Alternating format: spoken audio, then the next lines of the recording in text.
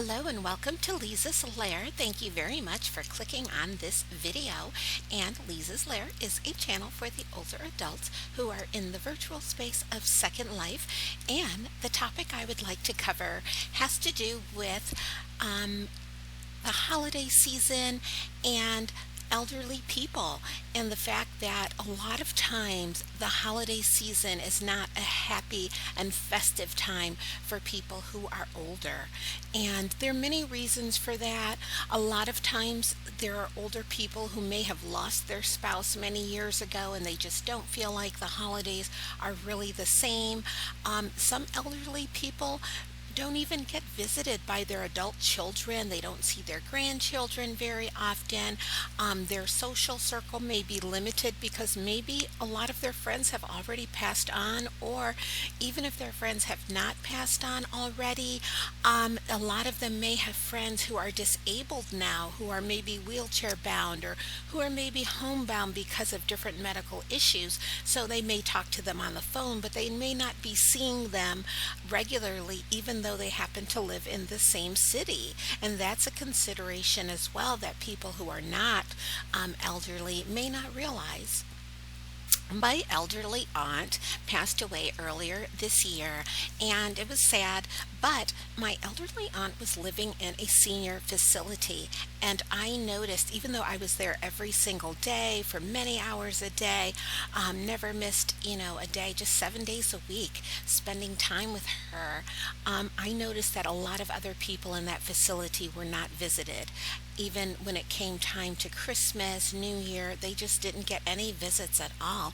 But the good thing about it is the facility always had a monthly birthday party for everyone. So even if they didn't get a birthday card or a phone call for their birthday, the facility always had a birthday party and a cake for everybody every single month. So everybody's birthday had a party, basically. And then even at Christmas time, there were events. There were children that would come into the facility, obviously singing and things like that. So that was always nice. So if you belong to any type of church or any type of youth group, think about that. For Valentine's Day next year in 2020, for the holidays, bring your youth group to those places. You don't have to have stellar singers. You don't have, it doesn't have to be some grand Broadway level performance, but, bring the children around, bring the teenagers around, have a plan, have an activity, something that they can do, singing, talking, playing games, even board games. A lot of elderly people like to play board games, and a lot of teenagers don't even know how to play some of those games because they're used to all the electronic games. So buy some games and bring them over with your teenagers. Just keep in mind that some elderly people may have dementia. They may not remember the steps of the game. So when you're choosing games to bring to an elderly facility, make sure it's a simple game that doesn't have a lot of rules, that doesn't have a lot of steps, because then it won't be fun for somebody who has memory issues or can't take in a whole lot of information and remember the game. So make sure it's something simple if you want to do that. But how this pertains to Second Life is that I think in Second Life, a lot of people who may not have visits away from the keyboard, Second Life becomes very, very important to them in terms of the activities that are going on. This is one of those fake avatars that you can buy. I just bought this one, and I know that this avatar looks a little goth with the black gloves, the black boots, all of that, the black dress, but just wanted to let you know that this is not an actual avatar. That's why you only have me speaking in this video. One reason why I do have discussion events on the grid is because there aren't many discussion groups that are having regular events on the grid. And also because I think that a lot of older adults in Second Life want to have meaningful interaction and not just, hi, how are you? How long have you been in Second Life? They really want to get into deeper conversations than that. So that's one reason why I like to have discussion events, because it gives people an opportunity to have real conversations, especially the Book of Questions event that gets into some very, very complicated questions sometimes and some simple ones as well.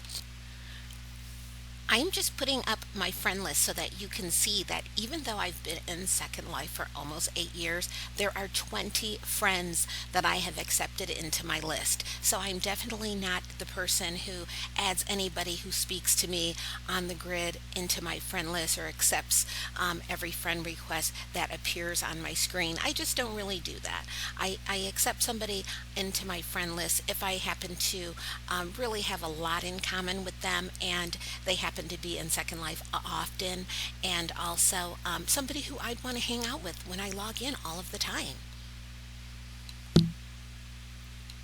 I know quite a few people who've been in Second Life for 10 years and they have probably 2,000 friends. I mean, just an unbelievable amount. I'm probably exaggerating a little bit, but they've told me that they have so many that they don't even remember where they met these people.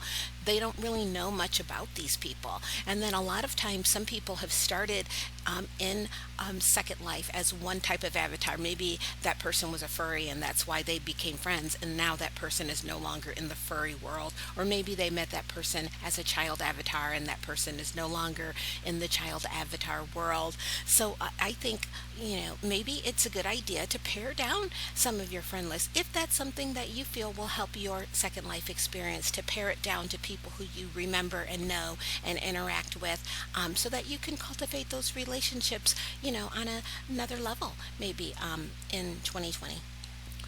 One thing that I think would be helpful that maybe you can consider in 2020 is when you meet somebody, find out kind of, and just in casual conversation, not interviewing them, but find out what they like to do in Second Life, when you're just kind of getting to know them, and use the feature where you can make notes in their profile. If you click on someone's profile, there is a box that says notes. Nobody can see it but you, but go ahead and add things. Make use of that box and write down what that person likes to do, just so that you remember, and put a date of when you met that person. Make use of that box, because people who have a lot of friends, as you saw with me, there's only 20, so I know those people. But for people that have 100, 200, make use of that box, in 2020, and start adding more things just to personalize, these names that you see on screen, that maybe you don't see that person that often, or maybe they don't log in that often, but at least you have some notes. I think that will be useful to people. And I wasn't using that box when I first joined Second Life. Nobody really told me the advantages of using it, and then I discovered it later, and now I do use it. If you don't know the box that I'm referring to, now you see it. I've clicked on my own profile and I've clicked on the notes box. Obviously it's blank since it's me, but if it's somebody else, go ahead and start adding notes right there. It'll be very helpful, I think, for you. One thing you can use your profile box for is if there are people that you have blocked for a certain reason, or just something that you want to remember. You can always put that in your own profile box. No one can see it, and at least you will have some more background in terms of, why somebody was blocked or something like that. I do have a block list, but I don't even, now that I look at some of these names, I don't even remember over the last 8 years where I was. So if you feel that that's a good use of your own profile box, go ahead and have at it. Otherwise, you could always leave yours blank like I do. Another good use for that box is events that you like to go to. You can always put that there. That way you always have a list of the monthly events that you like to attend. I don't even remember where I got this item with the elf and also the seating that looks like muffins and the lollipop, but it was in my inventory, so I pulled it out since this is the time of year to use it. Those of you who have visited already know this is the campfire where I have all of the discussion events. This is the drunk teddy bear who drinks beer. It's a hoot.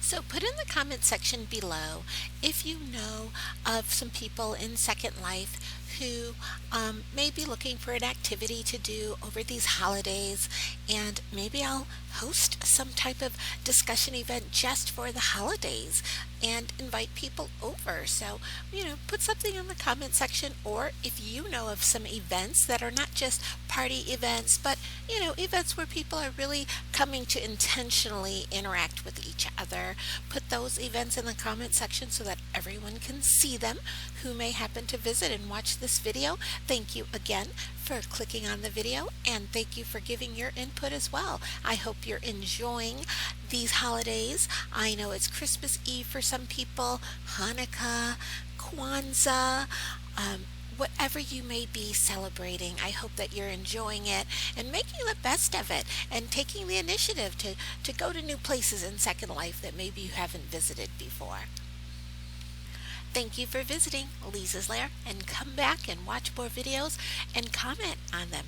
Thanks.